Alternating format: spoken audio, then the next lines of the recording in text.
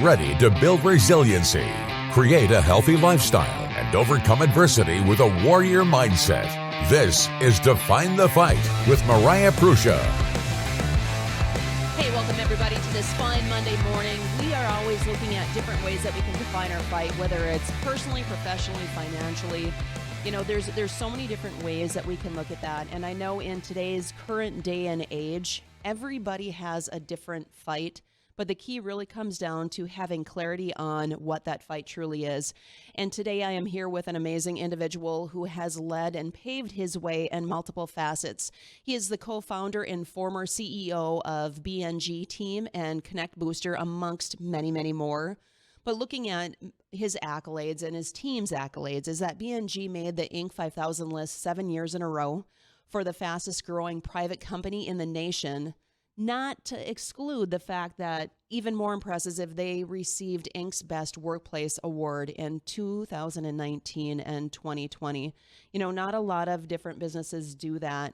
And the fact that I know Brady Nash has made sure that his employees were also taken care of, because if you don't build your team, if you don't support your team, how do you expect things to move forward in life? So Brady, thank you so much for joining me on Define the Fight today. Hey, thanks for having me. And I also got to give you a shout out because you were in the early years as a customer as well, back when you were operating your gym and came on board, which I appreciate you giving us the opportunity to help you out and work with your business, as well.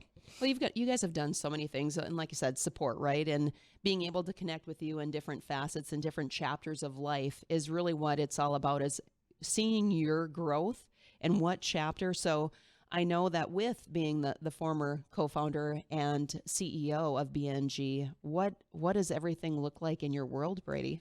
It's, you try not to sound cliche and say, my life's a whirlwind, but it's kind of the way we design it. I've got 6 kids, my oldest being 13, my youngest is going to be turning 2 this week. And I love it. It's sometimes tough to juggle the logistics because I want to be at everything. You're trying to not hire someone to do everything. People are like, you could just hire someone to bring them to the games. I'm like, I know, but I actually want to be there with them. Right. So I think between that and then, really now since we sold BNG in September of 21, so we're coming up actually on the 3-year anniversary, talk about, it's been a life change because that was my life for 2 decades. And a big thing for me selling was really recognizing what I've learned working with entrepreneurs and very successful people of when they reflected on their life, what mattered the most. And when I meet with these 60, 70, 80-year-olds and, hey, what'd you do right? What'd you do wrong? Because that's who I worked with for 2 decades was entrepreneurs. When they had regret, the number one regret was relationship to kids. Second was spouse or ex-spouse, meaning it was relationships, it was time. It wasn't a business deal, it wasn't making more money. And so when I sat there and reflected, I'm like, Brady, you're in a unique position to, spend more time with your kids and really embrace that, even though my natural energy, I get all this, right, fame, all this fortune, all this stuff by doing the business side, which is great, but it's like nothing's more important than the opportunity to get to spend with my family. And so I really had to work on, I love doing that, but I also, turning down like more and more work because there's always more stuff I could do, but really just understanding the priority and making sure, I was following that up with action in my time has been a big deal. So, since then I've had to transition into, how do I continue to invest, protect the capital, but help other entrepreneurs? So, we've started a couple dozen companies or invested in. And so now I'm more on the strategic side, taking those, 2 decades of experience and trying to help them, but not be in the business every day. So I still have that flexibility to pick my kids up to school. I take them to school every day. I run them to every practice that I can, and hopefully be at all their games. And as they spread out, I'm probably be at a game and having one of their games streaming on a device next to me, probably, right? But I love it. And so now it's just trying to take a more active role, including, I'm wearing my capstone sweatshirt today, a new school that I felt like our family was called to help start, because I'm used to starting companies from the ground up and dealing with the scrappiness, and you got to be flexible. So we definitely felt called, and I really try to call myself out on, you say something, are you following that up with action? Meaning, I can tell my wife and kids I love them, but do my actions reflect that? Hey, Brady, you can say you're a Christian. A lot of people, hey, we're a Christian, we go to church, but I'm like, are you living that? Not just on Sunday, not just on Wednesday, but like in every day, are you integrating that? And so by doing that, I can always call myself out on how do I be better, right? And we're all hypocrites to varying degrees, but I think it's important to recognize and work really hard not to be, you know? Yep. And so for me, it was like, hey, Brady, you got an opportunity to tie in faith, tie in your family. I'm getting to, help out with the athletics at Capstone, which is I'm really passionate about sports outside of business. I love inspiring and helping people, the risk takers. That's why I love B&G was I was working with the entrepreneurs, the people that were taking all the risk, putting in all the work without any guarantee that it was going to work out. Meaning, you can have the best intentions, you can have the work ethic, and things can still not work out. Nothing's guaranteed. And that's why, you got to reward entrepreneurs. And that's why, when they finally make it and they're doing well financially, it's like it drives me crazy when people critique that because they took the risk and anyone can go and do it. If it's so great, then go and take the risk. Please, we need more entrepreneurs, 100%. 100%. When you look at entrepreneurship, like you said, nothing in life is a guarantee. And there's been many entrepreneurs, if you want to use the term, have failed, right? Or haven't been successful in the first, second, third round of different business. Right. Absolutely. So now it's like, but then they took that leap and are like, hey, I know I meant to do this. Maybe the timing wasn't in alignment. Maybe the mission of what was, they were seeking wasn't in alignment. So somebody had mentioned to me, I'm working on a book behind the scenes here, was work at peace pace. And I think that was the biggest thing that was like the aha for me is sometimes we try to force the ball to roll faster. Yeah. But sometimes it's not meant to. Yeah. Right. So, and I think different lessons that you've learned clearly with all of the different businesses and working with people, what are one of the, or two of the big pieces that you learned that like, wow, that kind of broadsided me. Yeah. But I really learned something impactful from it. Well, I'll say this, and I know I'm sure we've got a wide spread of viewership, but I know you're a Christian, so am I, is what you're talking about. Sometimes it's God's timing. Mm-hmm. And there's no doubt, I could give you all the knowledge and business stuff, and for sure that stuff matters, but there's no doubt that we got to where we were at because God's had his hand on it. And, we gave a lot. We believed in tithing and giving, and we gave when you'd look at the balance sheet, you'd like, you have no right to be giving.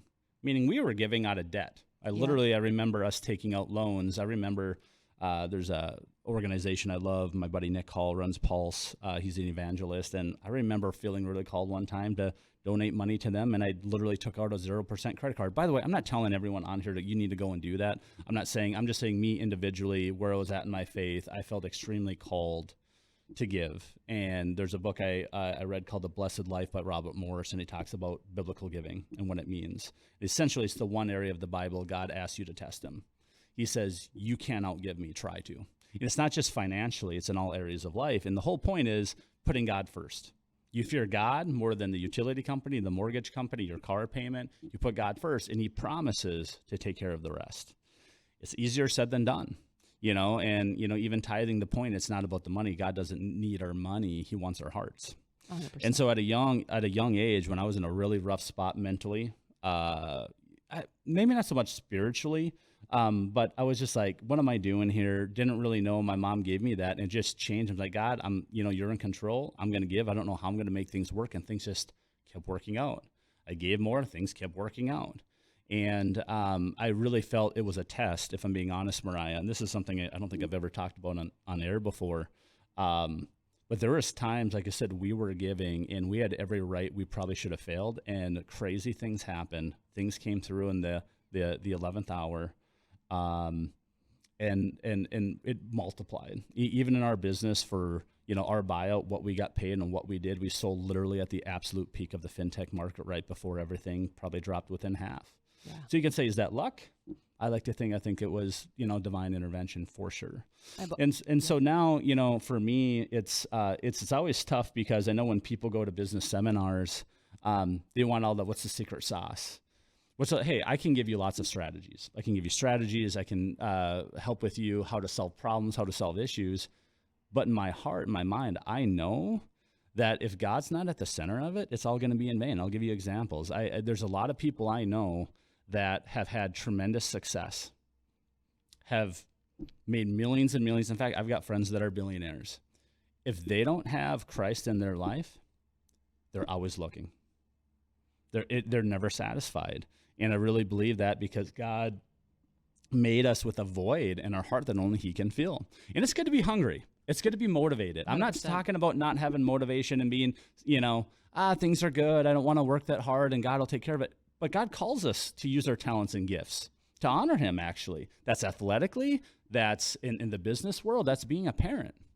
So I know that when God's at the center of that, he can use that to inspire people literally to be a stay-at-home mom or dad, a teacher, a coach, an entrepreneur, an athlete.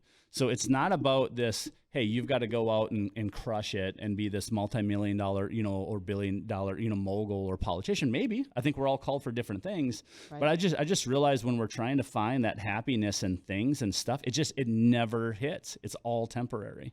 So when people are challenging, which I know a lot of people are right now, and today, the day and age of really feeling hopeless and questioning, and there's a lot of uncertainty that we're feeling from whether it's political, whether it's from environmental, whatever those things are, there's a lot of self-sabotage that comes into play too when people are trying to actively seek their purpose. What have you found, worked for you, and what insight do you have on helping them have clarity in regards to their vision? No, so I think one of the things that I was able to do that I try to help people to think through, because it's an exercise you can use the rest of your life, is really, it ties into what you're doing, which was not planned, by the way, defining the fight. But what are you fighting for? And I'm not here to tell anyone what their life's supposed to look like, because again, I believe God made us all differently with different talents and gifts and different purposes. But I do think so often people's trajectory is shaped by maybe their parents, society, a mentor, someone that is just like, hey, you should go do this. And they're doing stuff, they're running, they're rowing, but they don't exactly know where they're going. And actually, they haven't really thought about, let's fast forward that you actually achieved it. For example, how many friends do we know went and got college degrees and realized, I don't want to do this? Mm-hmm. Well, I would argue, you probably failed to do your due diligence on imagining you got your degree. Well, it's like I've had some people that went into teaching. It's like, wow, you don't make enough money. I'm like, well, you probably could have figured that out before you spent 4 years and got a teaching degree, right? I'm just saying we need to proactively work on where we're going and just imagine that you've got it, snap your fingers, just pretend it all worked out. Now what? Are you good? What does your life look like? When do you wake up? When do you go to bed? What's your family look like? And listen, life's going to throw curveballs. I'm not saying that we're not going to make adjustments, but I do think you've got to believe in where you're going and why, and really feel like that's worth fighting for. Because if you don't have your fight defined, you use your words, right? It's very hard to do the difficult things to have success now and about anything. You could say that in fitness. You can say that in entrepreneurship. I think you can even talk about marriages and people that haven't really defined what a healthy marriage is. And it's very difficult. You've got to, have that commitment to your spouse and to your family with the world pulling us in every direction and everything fighting for our immediate attention. I mean, everyone's got ADHD, I feel like, because it's like our pockets buzzing, the TVs are buzzing, everything, right? And so I really think you got to take the exercise in their life. When I talk with high school graduates, I'm like, let's just play things out. Let's just talk about what your life plan is. And it's amazing how many people haven't really sat down and played that out. Let's just make a story of, you go to college. I'm going to be a veterinarian. Awesome. That sounds great. I love animals. I want to help them. Cool. So let's play that out. And you start writing out their life. And in this process, some people are like, oh, yeah, this is absolutely what I want to do. And some people are like, actually, I'm not so confident in that.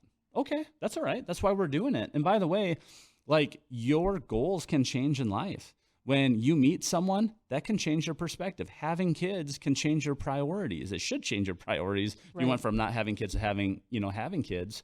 So I just think really having that dream, that's like, why are you going to wake up early? Why are you going to stay up late? Why are you going to be disciplined? Has to be something that is so convicting for you, it's going to drive you. I can't give someone a dream that's going to work for it. I kind of talked to you, before we were on the air, before I got into payment processing and B&G, my background was network marketing. what I loved about network marketing was it taught me about residual income, recurring revenue, but it really sold me the dream of financial freedom. That's what I was sold on. I was really good at sharing that dream, and people were inspired by the dream. But when it came to putting in the work, 95% of them, did we lose Mike? No, we're good. Oh, okay. We're good. 95% of them would not do the work. Meaning they liked the idea, but when it came to actually doing the work, it wasn't they weren't gonna put it in, right? And we kind of talked about, imagine you could snap your fingers and have the best physique in the world. Actually, let's do this exercise for the people listening. Imagine you could snap your fingers and have the best physique in the world. How many of you, and I'll throw myself in that category, would say, like, I can maintain that now? Mm-hmm. Right now, where I'm at, I couldn't. Those people, that the amount of work that they do to maintain that, by the way, I'm not saying that that's a goal that you have to have. I'm just saying we look at things like, man, I want that. But when you realize the discipline of what you eat and how you work out is like, there's no way, that sounds like a horrible punishment. It's the same thing on the business side. Yeah. I think people looked at my life, and I love my life. They're like, man, you've got a beautiful wife. You've got 6 healthy kids. You're in touch with your faith. I'm like, I love my life. But when you looked at those 20 years of what I did, the amount of time and discipline, I think most people would be like, that sounds terrible. Meaning the amount of discipline and work and dedication and unknown stuff that we went through. And I just think that's so often in life, right? Whether you see UFC fighters, they love to think of being on stage and being under the lights and people coming and cheering. But the amount of work it takes to train for that one fight that could last 1 minute or 30 seconds or 5 minutes, I mean, it's pretty wild. It is. And the thing is, like you said, it has to be sustainable too. Yeah. But at the same point, when you're trying to sustain, like you're mentioning physique, and then you're talking about fighters, there's so many different stressors that people don't see, and how many ways that you're getting pulled. Yeah. So in that time when you're making the climb, so it's not all rainbows and unicorns. Let's just be honest, right? It really isn't. And it's hard because the reality is, when you own a business, when you're an entrepreneur, you can't shut that off, right? Yeah. When, as an employee, you can go in, know that you work 8 to 5, 9 to 5, whatever that may or may not be. You have probably a higher, capability of shutting off. Yeah. But when you're the individual, like, okay, all of my eggs are in this basket, I don't have necessarily the option of shutting off, because all of the passion and the purpose and the mission are in those eggs, right? Yep. And if they break, now what happens? So for you, during that time, trying to sustain, maintain not only your business, but your family and your faith and finance when you're trying to make that climb, what were some of the struggles that you encountered during that? Yeah, I mean, a lot of prayer, again, not that I'm trying to, shove this conversation as a religious conversation, but it's just true. A lot of prayer and belief that, God's going to take us through. And it followed up by a lot of work and activity, prayer and activity. We just weren't sitting there on the side of the road, waiting for him to come and save us, but it was trust in his provision, that if we stayed the course and we're doing these right things and making adjustments, that things would come out, and they did. But yeah, I mean, I had good business partners. We stuck together that were also, faith-filled, strong, Christians, and we rallied around each other. So I think you've got to have a good support group of people that you can really lean on, and they can pick you up, and vice versa. You're picking them up. So who you surround yourself with is a huge impact. I think, listen, what I've learned in success, so running dozens of companies and helping thousands of businesses, you start to see things that are, 80, 90% the same stuff of what it takes to be successful. And that's why I feel comfortable starting a new business. I realize if you're in insurance, you got to have an insurance expert. If you're in real estate, you better have someone that knows real estate. If you're in payments, you got to know payments. But that's maybe 15, 20% of it. The other 80% is the same tools to be successful to build any company. How you build culture, how you hire good employees, how you keep good employees, how do you have a system of communication to identify issues, resolve issues. It's one thing to talk about goals, but do you have a plan to actually achieve those goals and accountability around it? So I've realized the formula in most businesses, 80% of it's the same. The other 20% is the unique industry product knowledge. You've got to have that good leader that understands that business, has a passion for that industry or whatever it is. The rest of the stuff to scale, it's very much the same types of formulas, right? How you build brand loyalty, how do you build raving fans? Well, you treat them well.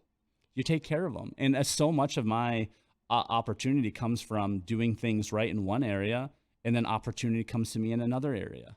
If I start a new business, I've got people lining up in that customer because of a reputation, because they've worked with us in other areas and they trust us.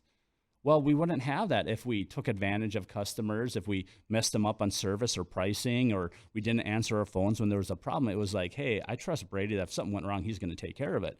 That's important to me.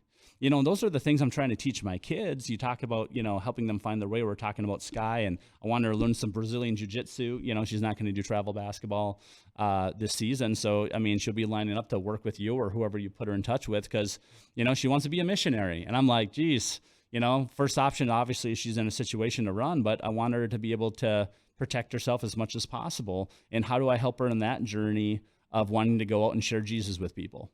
What do you see with helping coaching, so on and so forth, moving forward that might be lacking that parents can help guide their children to be not only great athletes, but also humble ones? Because I think that's a missing piece right now. Yeah, I think, that's a great point. I think when you talk about raising our kids and some of the stuff, I'm going to talk about my kids, and I think some of the things that we're doing more that's community-based to accomplish what our goals, which is how do you raise these kids to be good human beings that will help them in life. A big thing for me is, I pay my kids to read books, right? Certain books that I approve. I pay them 10 cents a page. So a 250-page book, $25. So once they get to a certain age where they can competently read, I would say good books,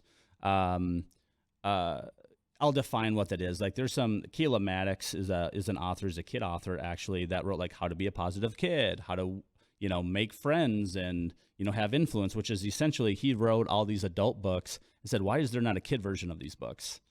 Like Dale Carnegie and, Tony Robbins, a lot of these books. I'm like, oh, this is so great. Like, how do you deal with siblings and how do you make money as a kid and not lose your childhood? So, you can go on Amazon and find these books. So I started them with that.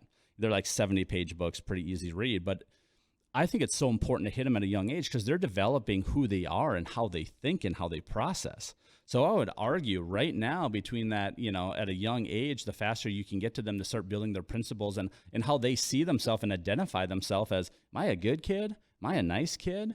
Like it's so important for them to believe that, themselves. And how do I give them good, access that's not just dad and mom preaching to them? I think anytime you can get a third party, a stranger, like I could try to teach Sky some moves, even if you told me what to teach her, it's going to come better coming from you, Mariah. Like we all of us coaches voices, know that. Right? Yeah. So if you're always hearing the same tone, yep, you're going to, kids or adults will hear it differently, or it's worded a little bit differently where it connects. And you're like, okay, I got it. Different voice adds maybe, I don't know if legitimacy is the right word, but it helps reinforce stuff. Mm-hmm. And so for me, teaching my kids and reinforcing values, being a kind person, having emotions is fine. It's good. God made us with emotions. But how you choose to respond with those emotions matter. And, part of the thing that I know we're working on at Capstone, as athletics is what's a good culture look like? What are we trying to get out of it? Yeah, we want to be competitive. Yeah, we want to try to win the game. But is that the most important thing? I would say no, not trying to shy away of, no, it doesn't mean we don't care about winning. I think there's two extremes. You got some people that make sport their God, which is, I don't agree with. I think that's wrong, and it creates a super toxic culture for kids and families and everything. But then the other extreme side is they can demonize it and like, well, if you care too much about sports, or if you have passion, or if you're dedicated, that's a bad thing. And I don't agree with that either, because I think sports is an opportunity for a kid to learn how to work hard, to deal with adversity, and to learn how to emotionally deal with the things that happen, whether they're the star or a kid trying to get playing time, or you're dealing with teammates you don't necessarily like. Well, we all know when you grow up, that's kind of the same thing. You might have to work with people you don't exactly want to be best friends with, but you got to learn how to respect each other and how to navigate that. That's an example of what sports creates for kids. Dealing with a coach you might not always like or agree with. Well, let me tell you, when you grow up, you're going to have to deal with some of that too. Or even realizing that even if you're the leader, now you're the person everyone's looking at. And how are you going to be a good leader? And what does a good leader look like? Right? And so what I love about youth sports is it's a platform to simulate real life events that will translate into anything else that they're doing. So how do we navigate and guide them to have those experiences so we can help them learn how to deal with them in a healthy way. And it's kind of like you want your kids to get some scrapes and bruises. You don't want them to lose a limb. Right. And you could argue, I don't want them to break an arm, but it wouldn't be the worst thing in the world if they had to do that. Yeah, it'll heal, right? It's you learn from this stuff. And listen, and for me being in, a college dropout, all my lessons were, trial and error. We made lots of mistakes. Now we were quick to rebound. What did we learn? How do we make adjustments? And, you fail forward. Yep. And so for me, how do we teach these kids to have passion for a sport, but not, when you lose, not self-destruct. Right. When you can care about the game, you can lose a game, and you can go and say, Mariah, like you got to stay. You're so good, but I'm going to work hard. We're going to get you next time. But congratulations. And be able to have the emotional maturity. No, it's normal for a kid not to instinctually have that. Mm-hmm. But this is an opportunity as coaches in a community and parents to work with our kids, because that will bode well for them in life. How do you respect the refs? Yeah, refs are going to make bad calls because we're all human. If you and I were reffing, we'd make some mistakes too. Not because we were trying to, but because it's a lot of those things might be a little, debatable. Well, this is an opportunity for them to grow. So for us, when I look at schooling, I look at education, I look at sports, it's just not going through motions. It's how do we make sure we're being intentional, that we're getting the value out of it that matters. And when certain kids thrive and they love it and they want to go play college, you celebrate that. That's great. And maybe every generation you get one that gets to go play professional. Awesome. We're going to celebrate that. But everyone can experience and get values, life values from participating, whether you're a starter, you're coming off the bench, or you're cheering, or whether you're the bookkeeper or you're part of the team. How can you contribute? And listen, in society, not everyone gets to be the star. Well, and I think when we look at athletes, but also looking at the parents, when you have athletes that are buying in, right? And when I say buying in, actually, like, yes, I love this. They're absorbing it and they're learning and they're growing. It's important to understand that parents also can be learning at the same point, because what I've found and what I've seen generationally and the different shifts from when I was coaching to what you're seeing now is that you can see parents that are belittling other kids that are playing on the court. All of these different, but it transfers, right? So if a parent is talking poorly about another athlete who is a child, right? Because they're still not 18, what is their child learning? But then at the same point too, how can a parent address their child if they're not seeing a lot of playing time? What are some of the things, like by asking their child questions instead of assuming it's always the coach? Yeah. It's like, okay, what role do you have in this? And I think that will help help them grow, but it also takes some of those stressors down too. It's like everybody has an option and an opportunity to grow here. And we need to make sure too that we're not taking coping skills and strategies away from our kids where the parent is instantly the one that is hounding, whether it's a superintendent or the coach. I don't agree with those factors. Yep. I think the problem is, and listen, the number one problem in any business is communication. Absolutely. If you have an organization of any size, is communication, poor communication, no communication, negative communication. It's a communication issue. And I actually think one of the big problems that needs to change in youth sports is the communication between coaches and athletes, and even with the parents. I mean, I'll even say, if everyone can level up and understand why their kid isn't playing, let's talk about it.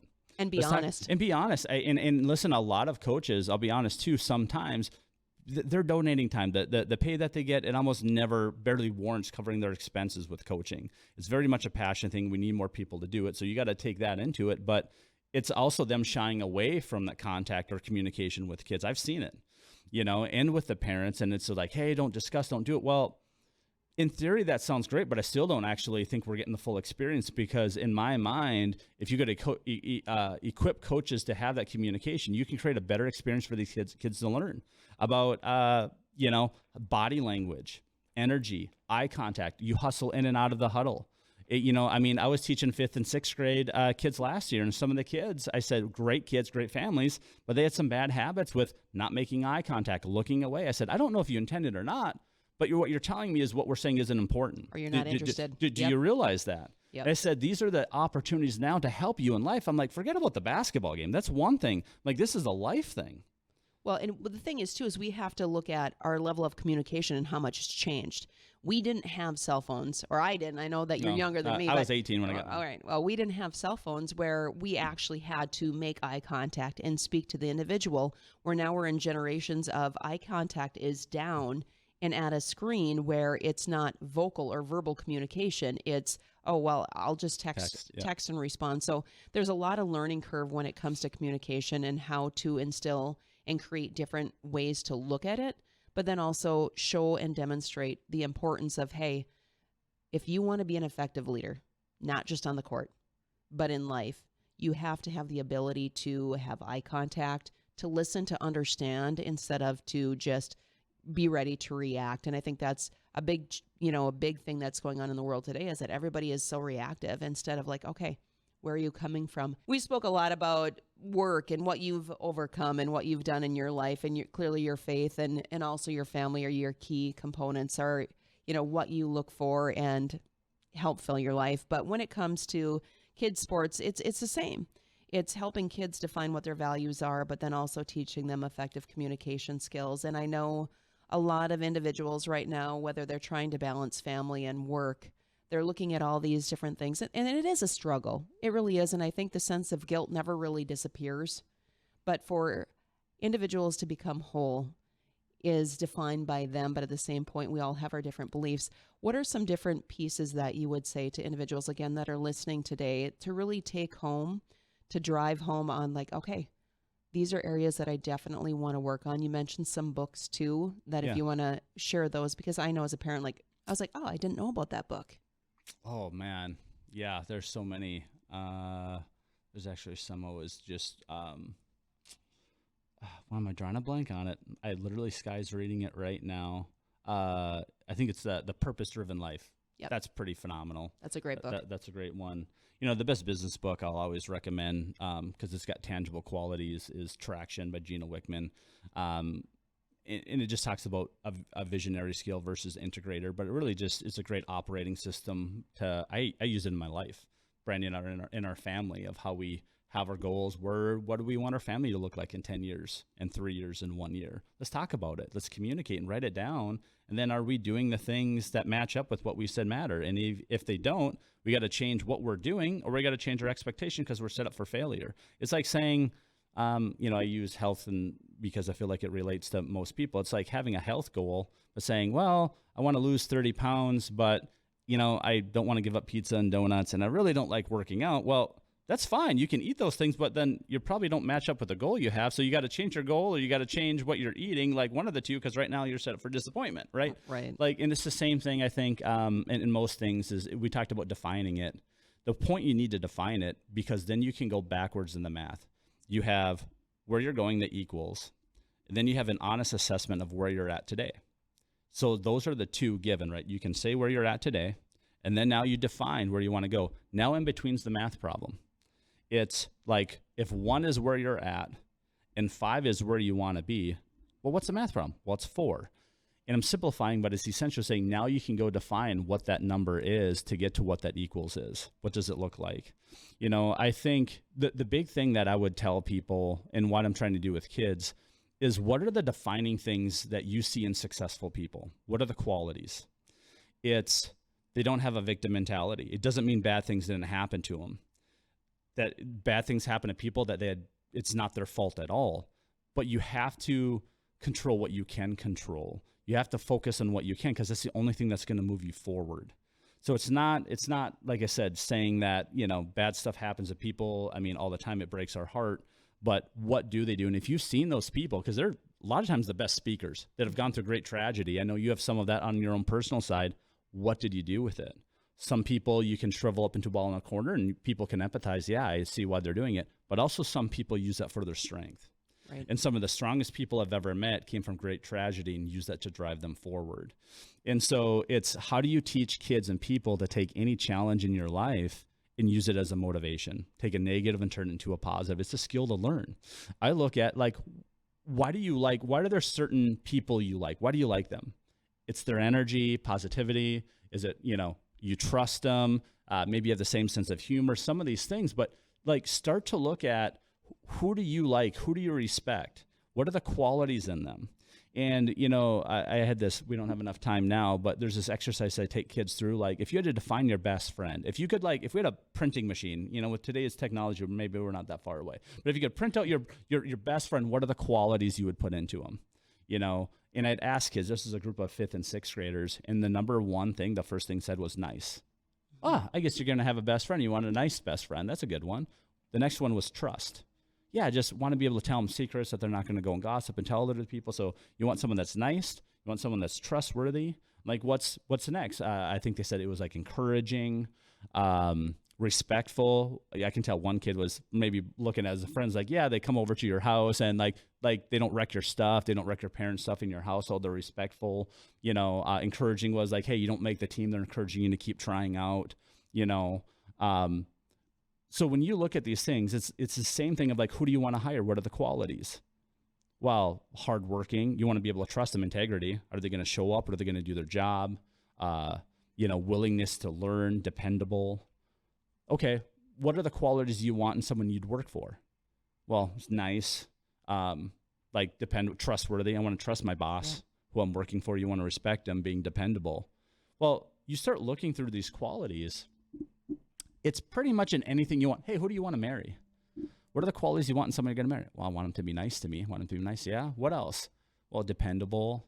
You know, maybe they have ambition, right? Same thing. You don't want to hire someone. You want to be friends with someone that has some ambition. So these qualities are truths in almost anything you want to do in life. Who you want to be friends with, who you want to marry, who you want to work for, who you want to hire. So learn these qualities and start getting better at them. You don't want to be friends with someone you can't trust. You don't want to hire someone you can't trust. You don't want to work for someone you can't trust. You don't want to marry someone you can't trust. So don't lie. Stop lying. If you've got a lying habit, solve it, because it's never going to help you. It's only going to hurt you. Be kind. Be nice. We all have difference of opinions and beliefs, and that's okay, but you can still be kind. Yeah. You know, so these are the things I really want to instill into my kids. I want to instill into the communities and the kids that, you know, we affect and all the different organizations. You know, Bio Girls is going to give them a shout out. I love them and what they do for young girls, you know, and helping them and just belief in themselves. And so it's just trying to, I think we identify these things, but we don't always do the best job of following through and putting action. And so I'm always trying to, what's the next thing? And in Mariah, you know, in our last minute here, I just want to say you truly impress me, and I've seen your journey, you know, from being around you for the last decade plus, and you putting your talents and efforts to inspire not just, you know, young kids, but boys, girls, adults, and everything that you do. Like, you're one of those people that sets the tone and picks everyone else up. And I can tell you from experience, sometimes you never know who's listening, that one time down the road later, that your conversation will have changed their life. It's happened to me. I've seen it happen to other people. Sometimes I haven't even met them. Like, man, I should go try to find them because their talk hit me at the right moment. And maybe it wasn't the whole thing, but that was the straw that got me to finally take action. And I appreciate that, because I know that you clearly have done the same for me and a lot of other individuals, not just within our community, but throughout the nation, right? And that's really what it's all about, is recognizing that in life, our mission is larger than ourselves. And, you know, talking about the different qualities is making sure that you are taking a strong look at yourself in the mirror and what are you bringing to the table? And if you're not bringing it to the table, how can you actively work on those skills to do so? So, Brady, I want to thank you so much for coming on the show, and then also to all that you're doing with kids, the community, with Capstone. I mean, it's always a pleasure having a conversation with you. Great being with you this morning. Awesome. Well, thank you guys so much for joining us today on Define the Fight. If you are looking at more to empower youth to lead from within, check out definethefight.org, where it really is all about our children. So stay safe and go out there and define the fight.